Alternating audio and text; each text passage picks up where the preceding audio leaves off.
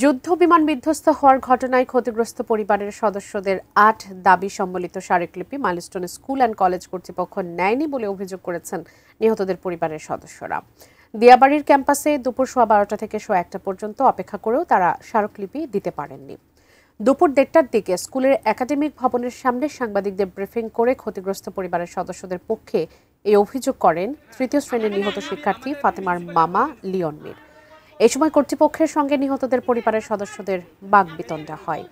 Milestone school সহ সারা দেশের সব শিক্ষা প্রতিষ্ঠানে কোচিং বাণিজ্য বন্ধ, সরকারের পক্ষ থেকে নিহত প্রতি শিশুর জন্য 5 কোটি টাকা, রানওয়ের কাছাকাছি থাকা শিক্ষা প্রতিষ্ঠানের স্থান পরিবর্তন অথবা রানওয়ে পরিবর্তন এবং কোচিং ব্যবসার মূল হোতায় স্কুল শাখার প্রধান শিক্ষিকাকে অপসারণের দাবিও ওঠে এই সময়।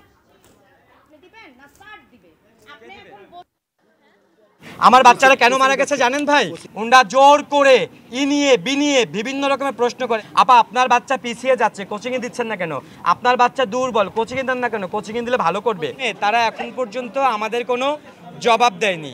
হাদিস আমিস স্কুল শাখার হেডমিস্ট্রেস, তাকে কেন অপসারণ করা হবে না, এইটা জবাব চাই।